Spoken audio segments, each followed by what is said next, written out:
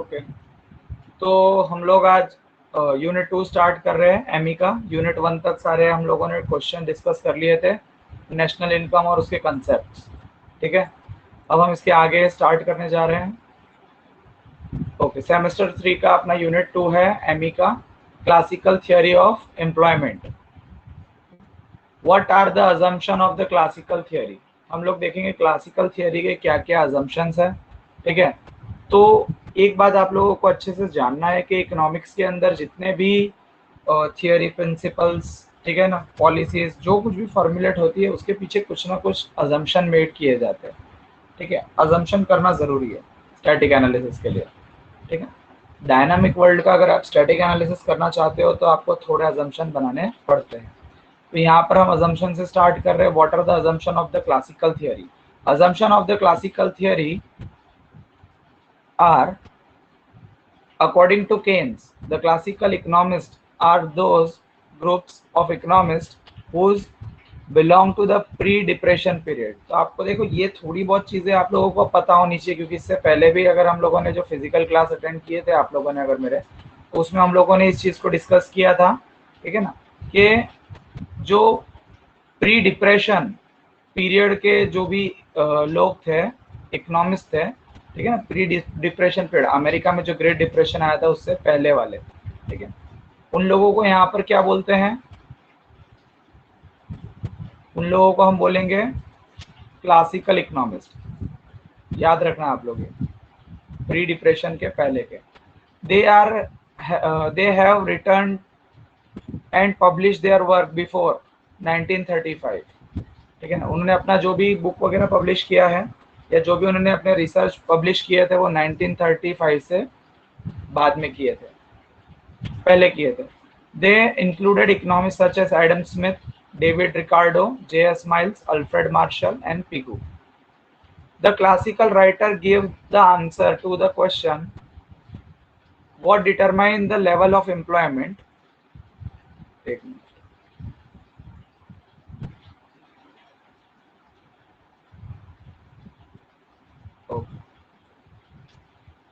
तो classical writers जो थे, classical writers gives the answer of the to the question what determine the level of employment. Classical writers ने, classical economist ने try किया था बताने का कि लेवल ऑफ एम्प्लॉयमेंट कैसे डिटरमाइन होता है and output of the country, country का आउटपुट कैसे डिसाइड होता है। The basic of the certain assumption, और ये the basis of the certain assumption, और ये जो उन्होंने एक्सप्लेन करने का ट्राई किया था, ये एक्सप्लेनेशन उन्होंने कुछ अजम्पशन के बेसिस पे दी थी। ठीक है, तो ये हम लोगों को पता चलता है कि क्लासिकल इकोनॉमिस्ट हो या तो नियो क्लासिकल हो या मॉडर्न इकोनॉमिस्ट हो, हर इकोनॉमिक्स अपनी थियोरी जो भी प्रोपाउंड करता है, जो भी प्रिंसिपल्स वो प्रोपाउंड करते हैं, वो अजम्पशन के बेसिस पे ही करते हैं। तो हम लोग इसलिए अजम्पशन पढ़ रहे हैं क्लासिकल थियोरी के, क्या है general assumptions. These assumptions of classical economists were called by Keynes as postulates of classical economics। आपको ये अच्छे से याद रखना है, postulates of classical economics का मतलब क्या होता है, क्लासिकल थियोरी ऑफ एम्प्लॉयमेंट के assumptions। आप अच्छे से ये याद रख लेना। assumption of classical theory को अपन बोलेंगे postulates of classical economics। The postulates of the classical economics are discussed below। अब वन बाय वन हम इसके postulates डिस्कस करेंगे, इसके assumption डिस्कस करेंगे।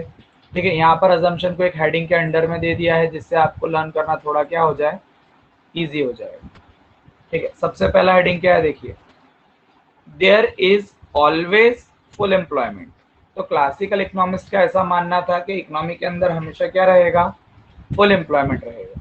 The classical writers believe that the employable resources like labor, capital in a country are always in the full employment in long run। Full employment means supply of a labor and demand for the labor are equal। आपको ये याद रखना है, demand of supply of the labour is equal to demand of the labour. ये situation होती है always full employment. Economy के अंदर जितने भी रिसोर्सेज है, प्रोडक्शन के जितने भी रिसोर्सेज है, फैक्टर्स है, वो फुल्ली एम्प्लॉयड है।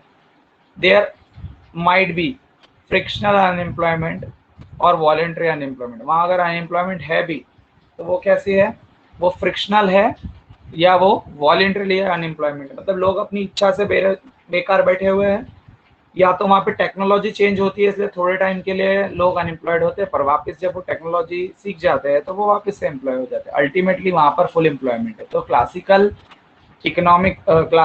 थियोरी जो है, क्लासिकल थियोरी ऑफ इकोनॉमिक्स, उसके जो मेन अजम्पशन है उसमें सबसे पहला अजम्पशन है there is a full employment, याद रखना है आपको, ये क्लासिकल का पहला अजम्पशन है क्लासिकल इकोनॉमिक्स का। अब क्लासिकल थियोरी ऑफ इकोनॉमिक्स का सेकंड पोस्टुलेट से अजम्पशन क्या है, the economy is always in a state of equilibrium, economy हमेशा कहाँ रहती है, स्टेट ऑफ इक्विलिब्रियम में, इकोनॉमी में डिसइक्विलिब्रियम होता नहीं है, सप्लाई साइड और डिमांड साइड दोनों में से कोई भी एक साइड हैवी नहीं होती है, दोनों में से एक साइड इंक्रीज होती नहीं है या दूसरी डिक्रीज होती नहीं है। चलिए देखते हैं आगे। when there is a full employment, एक मिनट,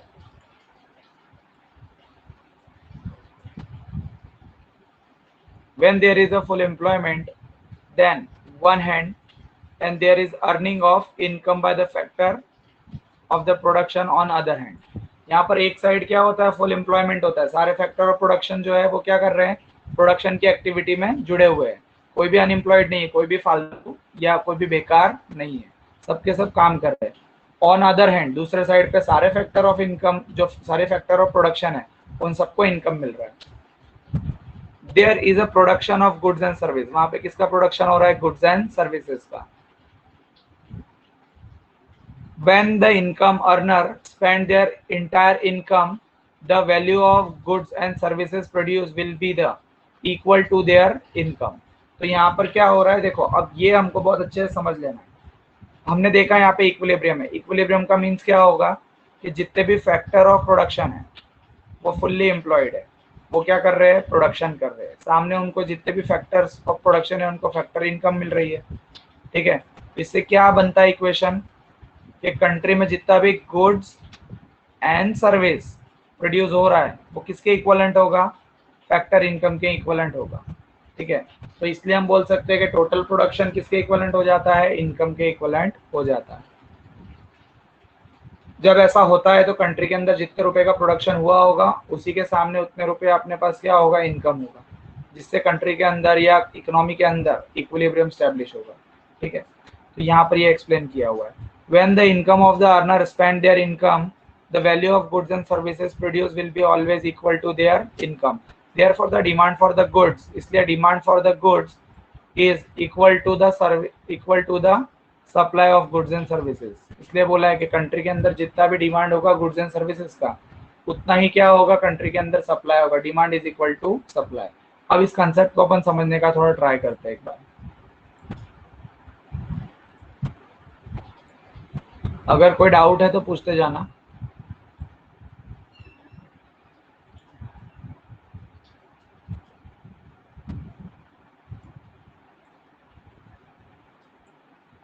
देखो यहाँ पर ये समझाने का ट्राई किया है कि जितने भी फैक्टर्स ऑफ प्रोडक्शन है,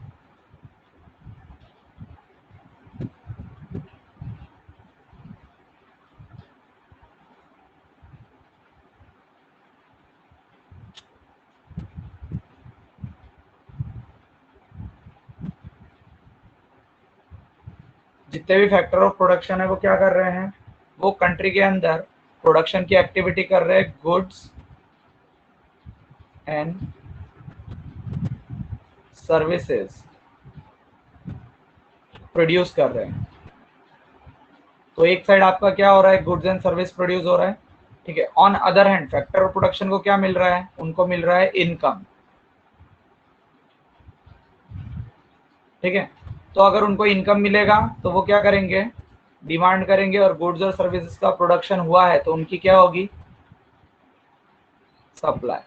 अब यहाँ पे प्राइमरी कंडीशन क्या थी कि there is always full employment, economy के अंदर हमेशा क्या रहता है, फुल एम्प्लॉयमेंट रहता है। अगर फुल एम्प्लॉयमेंट है मतलब जितने भी फैक्टर ऑफ प्रोडक्शन है सबके सब employ goods and services produce कर रहे हैं, सबको बदले में इनकम मिल रही है, तो जितना गुड्स और सर्विसेज प्रोड्यूस होगा उतना ही क्या मिलेगा, उनको इनकम मिलेगा, जितनी इनकम मिलेगी उतना उसका वो डिमांड करेंगे और उतनी ही गुड्स एंड सर्विसेज की सप्लाई रहेगी। और जहाँ पर डिमांड और सप्लाई इक्वल हो जाता है उस सिचुएशन को हम बोलते हैं equilibrium, that is E point. Equilibrium point.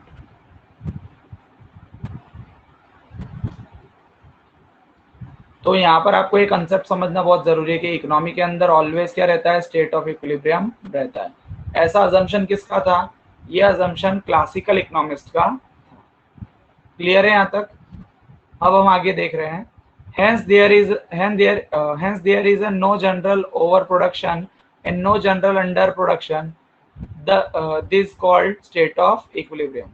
तो स्टेट ऑफ इक्विलिब्रियम क्या है, ना यहाँ पे प्रोडक्शन ज्यादा हो रहा है ना प्रोडक्शन कम हो रहा है, सप्लाई हमेशा डिमांड के इक्वल रहती है, जितना डिमांड है उतना ही सप्लाई हो रहा है, ओवर प्रोडक्शन भी नहीं हो रहा है और अंडर प्रोडक्शन भी नहीं हो रहा है, इसलिए यहाँ पर हमेशा क्या रहता है, स्टेट ऑफ इक्विलिब्रियम रहता। क्लियर है ये पॉइंट यहाँ तक? अब हम आगे स्टार्ट कर रहे हैं। इसी के अंदर नेसेसरी कंडीशंस क्या क्या है स्टेट ऑफ इक्विलिब्रियम की। According to the classical economist, these two postulates are based on the condition that economic work on the principle of laissez-faire। अच्छा, मुझे कौन बता सकता है ये laissez-faire क्या होगा? ये एक लैटिन टर्मिनोलॉजी है, ठीक है ना। इसका मतलब क्या होगा, नीचे लिखा है देखो, laissez-faire means there is a no government control over the private enterprise। Private enterprise पे या मार्केट पे गवर्नमेंट का कोई कंट्रोल नहीं होगा, यानी गवर्नमेंट कोई इंटरफेरेंस नहीं करेगी। यानी हम यहाँ सीधा सीधा समझ सकते हैं कि ओपन मार्केट इकोनॉमी चाहिए ये अजम्पशन को अप्लाई करने के लिए। Government only ensure that there should be perfect competition. Government को सिर्फ इतना ध्यान रखना है कि मार्केट में क्या रहे, फेयर सिचुएशन रहे, परफेक्ट कंपटीशन। गवर्नमेंट इसके अलावा और कोई इंटरफेरेंस नहीं करती, कोई रोल प्ले करती नहीं है। laissez-faire का मतलब होगा मार्केट कैसा है, फ्री है गवर्नमेंट से। There is a free competition, competition भी कैसी है, free.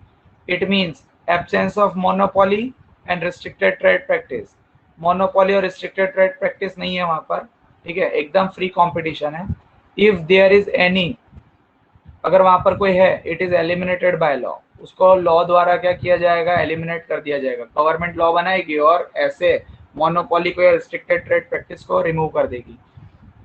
There is a freedom of choice, वहां पे क्या रहेगा, मार्केट के अंदर freedom of choice for both the consumers and producers. Producer के लिए और कंज्यूमर के लिए फ्रीडम ऑफ चॉइस है, वो जो चाहे वो प्रोड्यूस कर सकते हैं, वो जो चाहे वो परचेज और कंजम्पशन कर सकते हैं।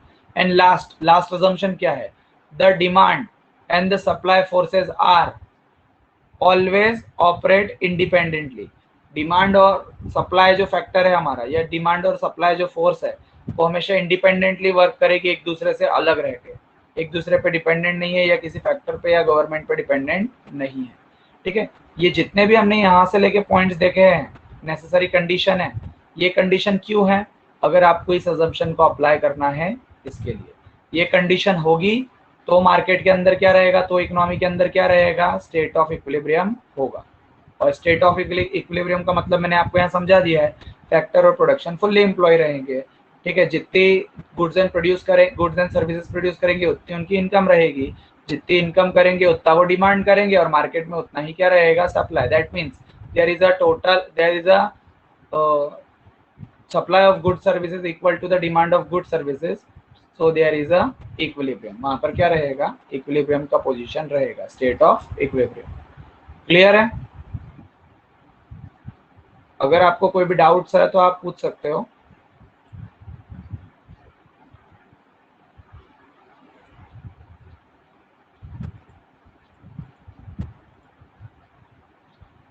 साढ़े 12 का टाइम था, आप लोग इतना लेट ऐड होते हो। चलो अब हम आगे डिस्कस करते हैं अगला टॉपिक।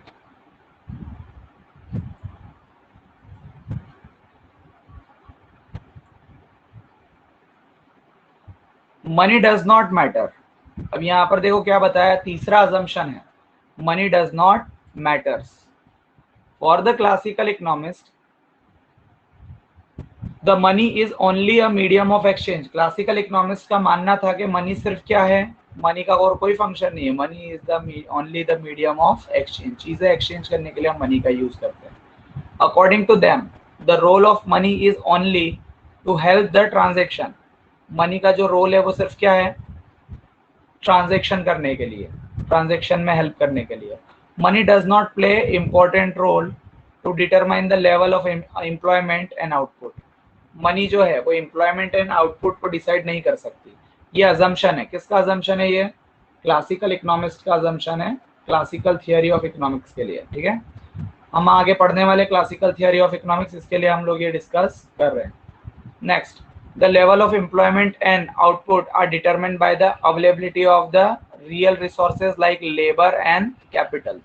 ठीक है, तो अब याद रखना है, क्लासिकल इकोनॉमिस्ट जो क्लासिकल थियोरी दी थी, जिन लोगों ने क्लासिकल थियोरी ऑफ एम्प्लॉयमेंट जिन लोगों ने दिया था, ऐसे classical economist Adam Smith, Pigou, इन सब, जे.एस. माइल्स, इन सब का ऐसा अजम्पशन था कि इकोनॉमी के अंदर employment, the level of employment and output, वो कौन डिटरमाइन करता है? वो लेबर्स और कैपिटल डिसाइड करते हैं, मनी डिसाइड करता नहीं है। ठीक है, तो आपको ये याद रखना है, यहाँ पर ये तीन थोड़े जनरल अजम्पशंस रहेंगे। ठीक है ना। मटेरियल मैंने आपको ये फोटो खींच के दे दिया, इसके अलावा जो क्लास पे आते हैं उनको मटेरियल दिया था मैंने। ठीक है, तो एक बार देख लीजिएगा ये। अगर कोई चीज है इस क्वेश्चन में समझ में नहीं आई है तो एक बार वापस से पूछ लो।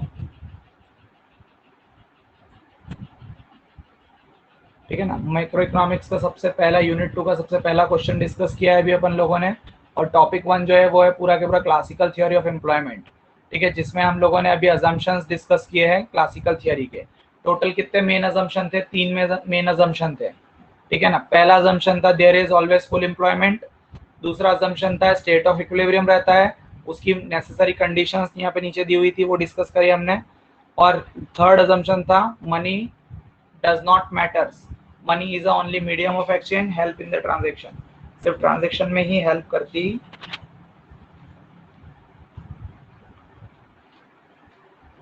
ओके, अब हम अपना सेकंड क्वेश्चन डिस्कस कर रहे हैं, आगे बढ़ते हैं।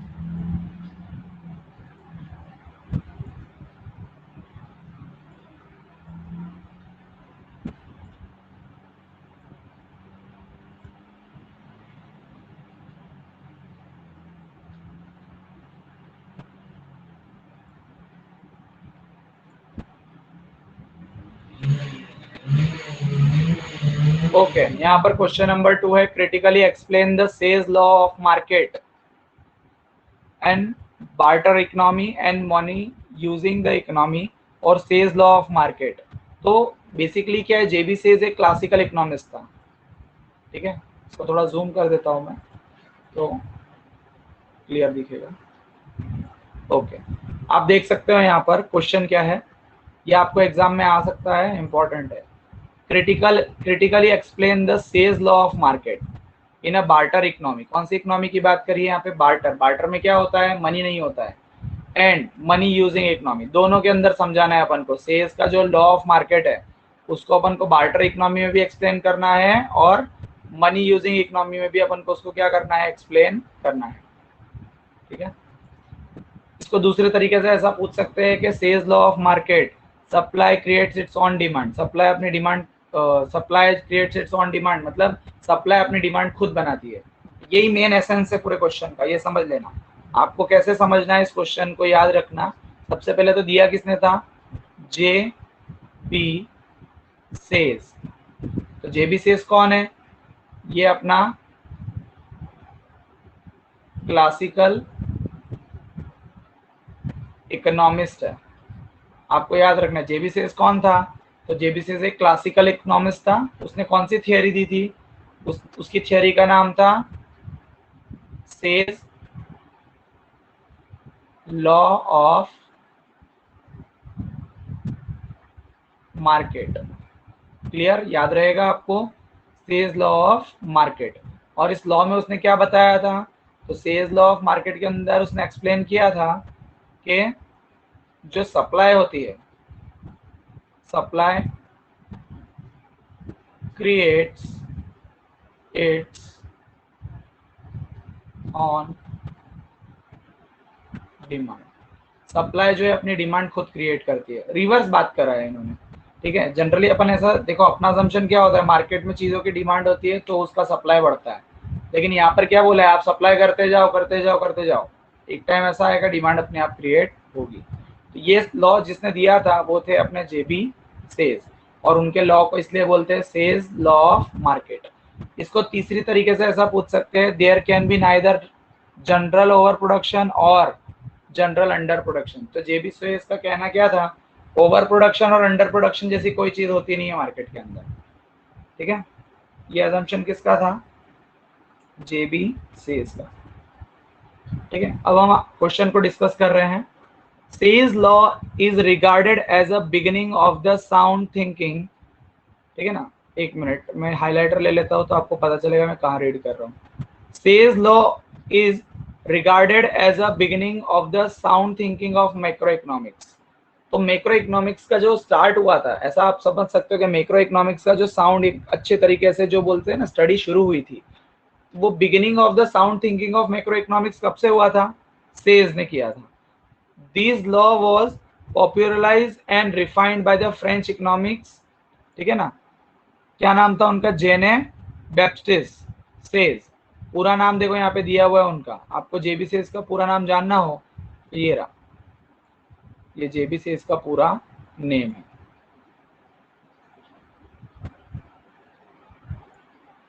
एक मिनट हाईलाइट कर देते हैं इसको अपन।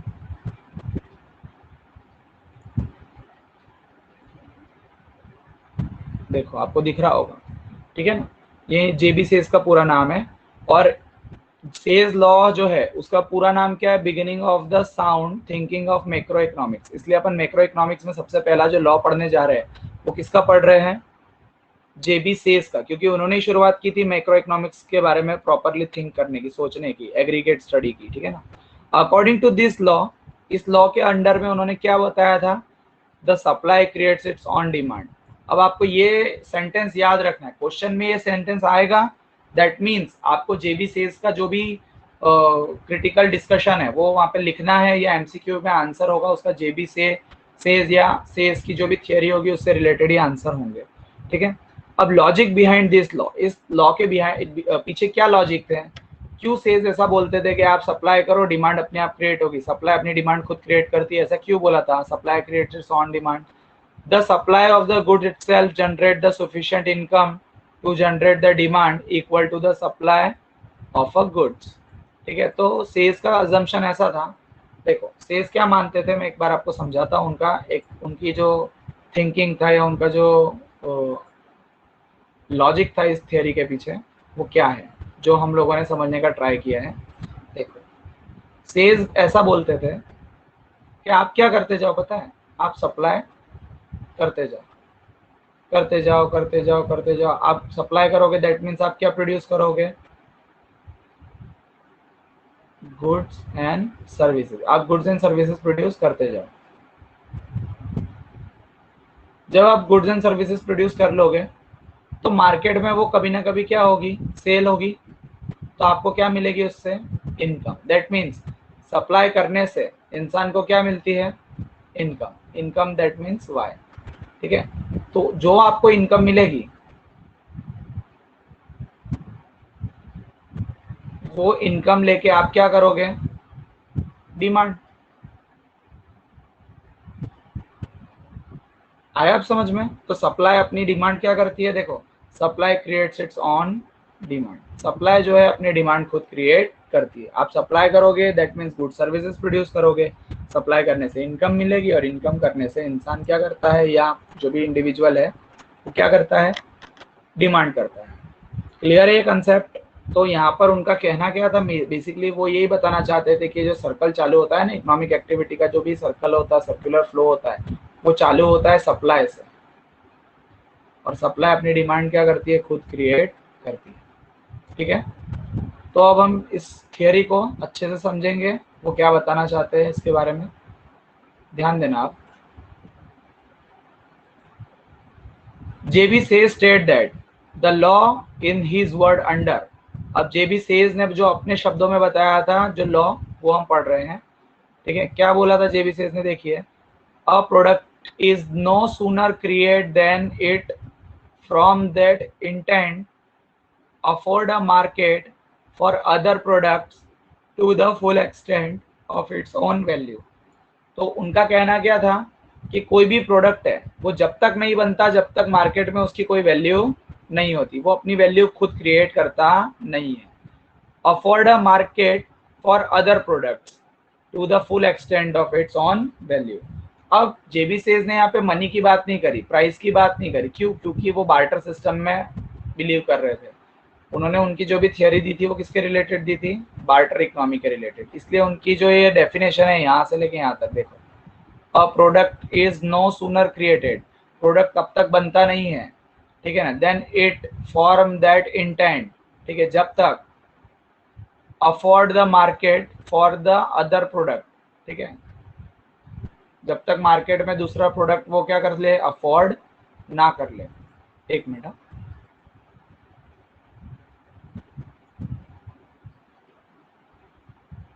एक मिनट, दो लोगों को ऐड कर दूंगा।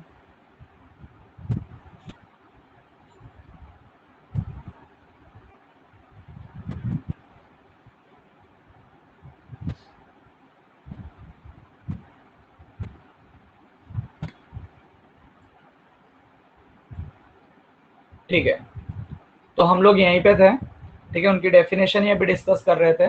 तो प्रोडक्ट डेफिनेशन क्लियर है कि product is no sooner created, product तब तक नहीं बनता जब तक वो अपनी खुद की वैल्यू दूसरे प्रोडक्ट जितनी ना कर ले, है ना, टू द फुल एक्सटेंट, यहाँ पे फुल एक्सटेंट बोला है, full extent of its own value, ठीक है, खुद की वैल्यू जितना दूसरा प्रोडक्ट एक्सचेंज करने लायक ना बन जाए। सपोज एक्स कमोडिटी है, इसका प्रोडक्शन तब तक नहीं होगा, ये तब तक प्रोड्यूस नहीं होगा जब तक ये वाई के इक्वलेंट एक्सचेंज ना हो सके, ठीक है, इसलिए बोला है कि supply creates its own demand. अब हम आगे इसी लॉ को और डिस्कस करेंगे। दस law can be explain in the context of the barter economy. देख लो, इसलिए लॉ को कौन से कॉन्टेक्स्ट में एक्सप्लेन किया है? Barter economy and money using economy, ठीक है। तो पहले लॉ को बार्टर इकोनॉमी में एक्सप्लेन किया है, उसके बाद लॉ को कैसे एक्सप्लेन करेंगे अपन? मनी इकोनॉमी में, मनी यूजिंग इकोनॉमी। तो सबसे पहले जेबीसीएस का जो लॉ है वो कौन सी इकोनॉमी में यूज होगा? Barter economy. In a barter economy there was a division of labour. हम जानते हैं कि बार्टर इकोनॉमी में क्या होता है? लेबर का डिवीजन होता है, काम का बंटवारा होता है, श्रम विभाजन बोलते हैं जिसको, ठीक है ना। So people were doing specialisation in the production of a goods and services. तो हम जानते हैं बार्टर इकोनॉमी में क्या होता है, देखो, एक जो है वो वीट प्रोड्यूस कर रहा होता है, एक जो है वो राइस प्रोड्यूस कर रहा होता है, ठीक है, एक जो है वो मिल्क प्रोड्यूसर होता है, ठीक है ना, एक जो होता है वो कौन होगा? बार्बर होगा, ठीक है ना। एक मिनट, एक मिनट,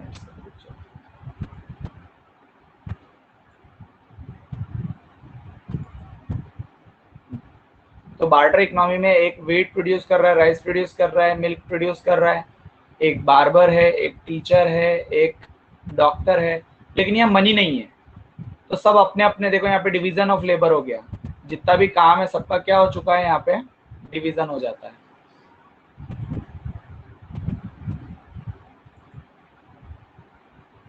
तो हर एक अपना काम करने में क्या हो जाता है? एक्सपर्ट हो जाता है, ठीक है। राइस वाला राइस में एक्सपर्ट है, वीट वाला वीट में एक्सपर्ट है, मिल्कमैन जो है मिल्क प्रोड्यूस करने में एक्सपर्ट है, बार्बर बाल काटने में एक्सपर्ट है, टीचर पढ़ाने में, डॉक्टर इलाज करने में।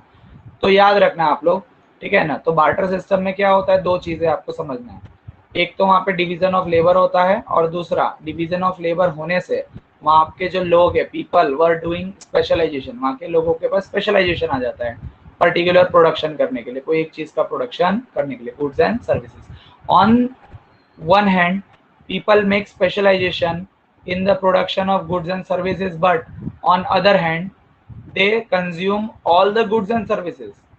तो बार्टर सिस्टम में यही एक चीज अलग देखने को मिलती है कि लोगों का स्पेशलाइजेशन एक ही चीज में, जैसे वीट, गेहूं प्रोड्यूस करने वाला सिर्फ गेहूं प्रोडक्शन करता है, पर कंजम्पशन हर एक चीज का कर रहा होता है, ठीक है। ऐसे टीचर है, तो टीचर का स्पेशलाइजेशन सिर्फ पढ़ाने में होता है, टीचिंग, लेकिन वो भी क्या कर रहा होता है? सब चीजों का कंजम्पशन कर रहा होता है। तो हमने क्या सीखा? People have specialisation but consume all goods and services. सारे गुड्स एंड सर्विसेज को वो क्या करते हैं? कंज्यूम करते हैं। So the obtain other goods and services by offering their own production, इसलिए वो खुद के गुड्स के बदले में दूसरी चीजें क्या करते हैं, वेवियर करते हैं, एक्सचेंज करते हैं। ओके, दूसरी चीजें एक्सचेंज करते हैं, इसीलिए इसको बार्टर सिस्टम बोलते हैं, क्योंकि there is a transaction without money, वहां पे ट्रांजेक्शन हो रहा है, वहां पे एक्सचेंज हो रहा है, ठीक है ना, गुड्स एंड सर्विसेज का, लोग एक दूसरे को गुड्स एंड सर्विसेज ऑफर कर रहे हैं, ऑफरिंग देयर ओन प्रोडक्शन, वो खुद का प्रोडक्शन उन लोग सामने वालों को ऑफर कर रहे हैं। When they offer there output in the exchange of other goods they create demand for other goods, तो जब वो अपना गुड्स बदले में एक्सचेंज करते हैं और दूसरों का गुड्स क्या करते हैं, कंज्यूम करते हैं, दैट मीन्स वो क्या कर रहे हैं, वो सप्लाई कर रहे हैं और फिर वो डिमांड कर रहे हैं। इसलिए यहाँ पर आपको बोला गया है, जेबी सेज ने इसलिए आपको बोला कि बार्टर इकोनॉमी में पहले सप्लाई होता है, ठीक है, दैट उसके बाद ही आप क्या करते हो, डिमांड करते हो। और वो भी कैसे, सप्लाई हम व्हीट का कर रहे हैं और डिमांड हम किसका कर रहे हैं, मिल्क का, टीचिंग का, राइस का, बार्बर की सर्विसेज का, और एक्सेट्रा एक्सेट्रा, बहुत सारी सर्विसेज हम कंज्यूम करते हैं, बट सबसे पहले हमको क्या करना पड़ता है, सप्लाई, ठीक है ना। तो यहाँ पर वही एक्सप्लेन किया है। फॉर एग्जाम्पल, अब इसको एक एग्जाम्पल से समझते हैं। Farmer offer is surplus output, farmer अपना सरप्लस आउटपुट मतलब जो ज्यादा आउटपुट हो गया, जो ज्यादा प्रोडक्शन हो गया राइस का, ठीक है ना, to the weaver in exchange of cloth, cloth के बदले में वो क्या करते हैं, राइस को एक्सचेंज करते हैं। सो he create demand for cloth, इसलिए वो क्लोथ की क्या कर रहा है, डिमांड क्रिएट कर रहा है। A weaver who need rice produce the surplus cloth, so he create the demand for rice. In a barter economy there can not be over production, barter economy में, barter system में over production नहीं होता है, और not under production, ना ही under production होता है। Production ज्यादा भी नहीं होता है, प्रोडक्शन कम भी नहीं होता है। सपोज मान लो मैंने यहाँ पे इतना सारा प्रोडक्शन किया, इसमें से इतना प्रोडक्शन मैंने अपने घर के लिए यूज करने के लिए निकाल दिया, बाकी का सब मैं क्या कर सकता हूँ, बाकी का सब चीजों का मैं एक्सचेंज कर सकता हूँ, ठीक है ना।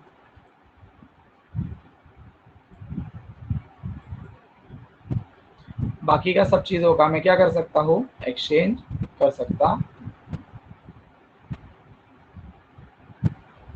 एक मिनट,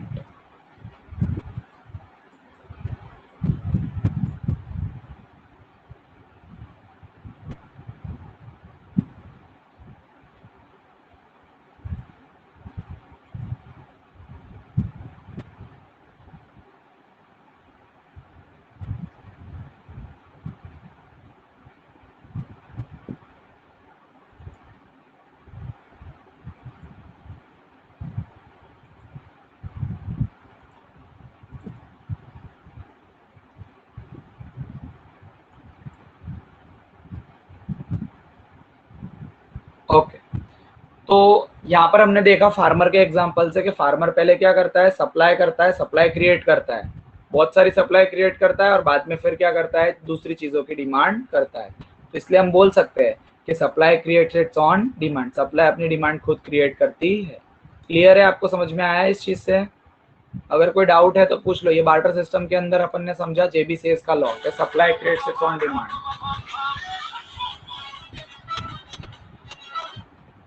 अब next, J B Say's in a money using economy, ठीक है ना।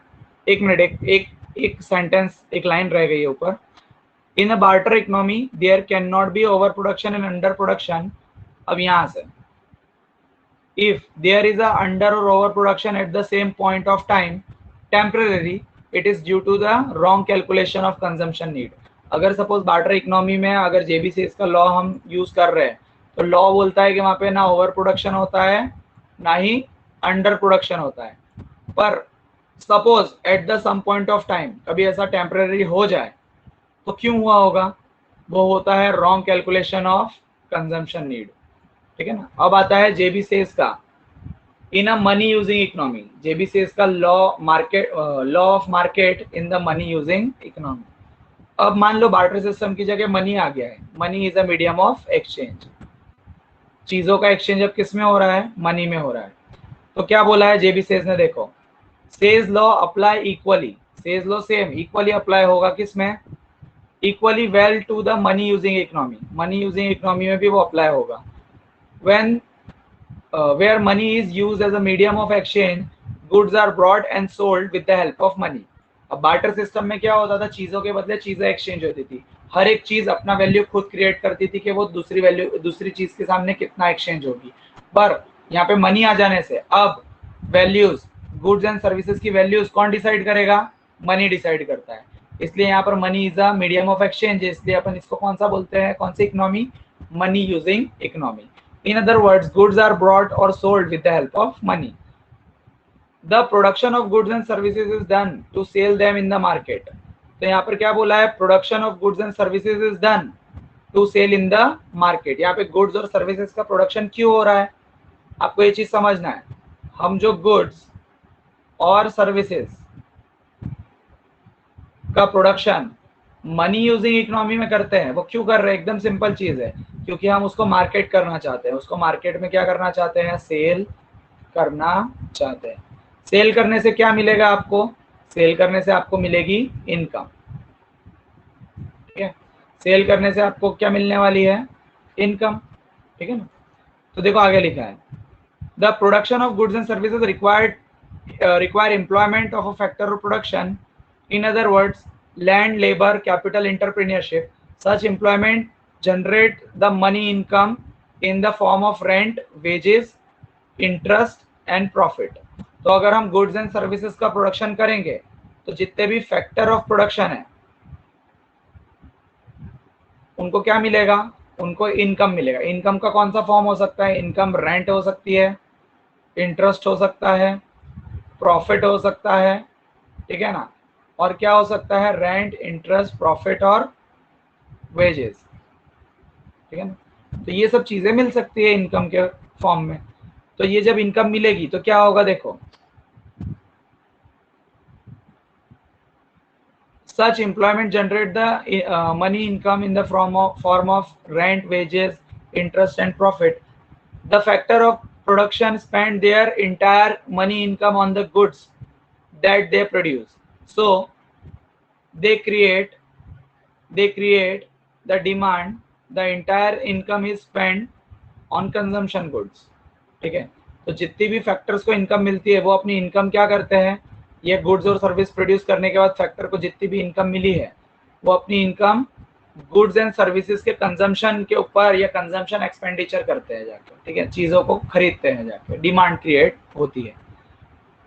The entire income is spent on the consumption of goods. It means if there is a production, there is a income.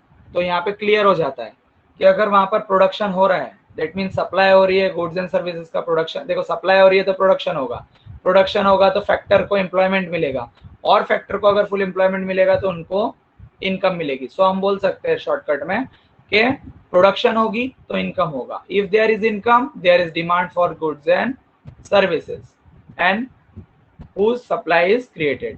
तो यहाँ पर हम क्लियर बोल सकते हैं कि देखो सप्लाई करना है तो प्रोडक्शन करना पड़ेगा, प्रोडक्शन करना है तो फैक्टर्स यूज करना पड़ेंगे, फैक्टर यूज करोगे तो उनको रेम्यूनरेशन यानी इनकम मिलेगा। अगर इनकम मिलेगी, ठीक है, अगर इनकम मिलेगी तो क्या होगा, डिमांड क्रिएट होगी। तो हम बोल सकते हैं कि डिमांड कैसे क्रिएट हुई है, demand created by the supply, supply is created, ठीक है ना। आगे sometime a part of the income में बी सेव्ड। हम जानते हैं कि इनकम पूरी की पूरी इंसान खर्चा करता नहीं, rational factor expend their portion of income and some sort of income will be saved. हम जानते हैं कि जो इनकम मिलती है टोटल, उस टोटल इनकम का कुछ पार्ट, उस टोटल इनकम का कुछ पार्ट इंसान क्या करता है, सेविंग करता है, और दूसरा क्या करता है, एक्सपेंड करता है। So there is the deficiency in demand. तो हम जानते हैं वहां पे क्या क्रिएट होती है, डेफिशिएंसी। जितनी इनकम होती है उतनी टोटली डिमांड क्रिएट होती नहीं है। सच डेफिशिएंसी में भी lead to over production and unemployment. और उस डिफिशिएंसी से क्या होता है, ओवर प्रोडक्शन और अनएम्प्लॉयमेंट होता है। अब यहाँ पर मेन थिंग याद रखना, बार्टर सिस्टम में ओवर प्रोडक्शन और अंडर प्रोडक्शन नहीं हो रहा था, बट यहाँ पर क्या हो रहा है, ओवर प्रोडक्शन और अनएम्प्लॉयमेंट क्रिएट हो रहा है। पता है क्यों, क्योंकि सप्लाई ज्यादा है, ठीक है, इनकम ज्यादा है, पर इनकम का पूरा पार्ट वो एक्सपेंड नहीं कर रहा है। दैट मीन्स कुछ ही हिस्सा खर्चा कर रहा है, तो डिमांड थोड़ी कम हो रही है या डिमांड कम हो रही है और सप्लाई ज्यादा हो रही है। but according to the classical economist, the saving will equal to the investment through the working of the interest mechanism. So the total demand, consumption, investment will be equal to the income. It means the part of income is expended into the consumption goods, and other part of goods, other part of income is a investment of goods. Total demand is equal to the total supply. ठीक है, अब इस concept को हमको एक बार और अच्छे से डिस्कस करना है। ठीक है, एक बार मैं अच्छे से आपको इसको और समझाने का ट्राई कर रहा हूँ, एक बार देख लो। ठीक है, कंसेप्ट क्या बोलता है कि अगर आपको सप्लाई करना है तो आपको प्रोडक्शन करना पड़ेगा। अगर आप प्रोडक्शन करोगे, ठीक है, तो फैक्टर्स यूज करोगे। अगर आपने फैक्टर यूज करे हैं तो फैक्टर को इनकम मिलेगी। अगर फैक्टर को इनकम मिल रही है, ठीक है, तो फैक्टर क्या करेगा, मार्केट में उसको एक्सपेंस करेगा, एक्सपेंड करेगा। ठीक है, और एक्सपेंड करेगा तो क्या क्रिएट होगी, डिमांड। इससे हम बोल सकते हैं कि supply creates its own demand. But money using economy में क्या प्रॉब्लम है कि सप्लाई करने से जो भी इनकम मिल रही है, उस इनकम में से इंसान पूरा के पूरा खर्चा नहीं कर रहा है। इनकम का कुछ पार्ट, ठीक है, वो क्या करता है, एक्सपेंड करता है, कंजम्पशन करता है, लेकिन कुछ चीज़ों को, कुछ पार्ट ऑफ इनकम वो क्या करता है, सेव करता है, सेविंग्स करता है। ठीक है, इसलिए यहाँ पर आप चेक कर सकते हो जो सेविंग्स है, ये सॉरी जो सप्लाई है वो डिमांड के इक्वलेंट नहीं हो पा रही है। ठीक है, supply is more than demand, income is more than expenditure, क्योंकि उसका जो डेफिशिएंसी है वो सेविंग के कारण क्रिएट हो रही है। डिमांड में जो कमी है, डेफिशिएंसी, वो किसके कारण क्रिएट हो रही है, सेविंग के कारण। बट जो अपने क्लासिकल इकोनॉमिस्ट है उन्होंने क्या बोला है कि सेविंग जो है ना, उसका कहीं ना कहीं पे क्या होता है, इन्वेस्टमेंट होता है। और जो भी इन्वेस्टमेंट होता है वो किस में होता है, वो कैपिटल गुड्स में होता है। और कैपिटल गुड्स की भी क्या होती है, फिर डिमांड होगी। ठीक है, तो यहाँ पर उन्होंने अल्टीमेटली कर दिया इक्वल। ठीक है ना, कौन कौन से गुड्स को, कंज्यूमर गुड्स की डिमांड और कैपिटल गुड्स की डिमांड को मिला दे अगर हम, ठीक है ना, तो हम इसको कैसे लिख सकते हैं, हम इसको ऐसे लिख सकते हैं, consumer demand plus capital investment demand को अगर हम टोटल कर दे तो मिलेगी अपनी टोटल डिमांड, और वो किसके इक्वलेंट हो जाएगी, वो इस सप्लाई, जहाँ से शुरू हुआ था अपना सर्कल, सप्लाई के इक्वलेंट हो जाएगी। तो अल्टीमेटली यहाँ पर जेबी सेज ये प्रूव कर देते हैं कि भाई जेबी सेज ऑफ जेबी से लॉ ऑफ मार्केट, जहाँ पे supply creates its own demand, ठीक है, वो कैसे होता है दोनों इकोनॉमी में। बार्टर इकोनॉमी में तो अंडर प्रोडक्शन ओवर प्रोडक्शन जैसा कुछ था ही नहीं, तो वहाँ पे ये प्रॉब्लम नहीं आ रही थी। बट मनी यूजिंग इकोनॉमी में ये प्रॉब्लम आई, सेविंग और एक्सपेंडिचर वाली। तो सेविंग को भी उन्होंने क्या किया, कैपिटल गुड्स में कैपिटल गुड में इन्वेस्टमेंट होता है ऐसा बताकर टोटल डिमांड को सेविंग के इक्वलेंट कर दिया। ठीक है, जिससे हम आगे आखिरी में लास्ट में कंक्लूजन ये दे सकते हैं, it means a part of income is expand on the consumption goods and other part of investment goods, total demand is equal to total supply of the goods. So supply creates its own demand in the money using economy. तो money using economy में supply अपनी demand खुद ही create करती है। Clear है यहाँ तक? अगर आपको ये कंसेप्ट समझ में आ गया है, ठीक है, तो आप ओके बोल दो। अगर कोई डाउट है तो पूछ लीजिए।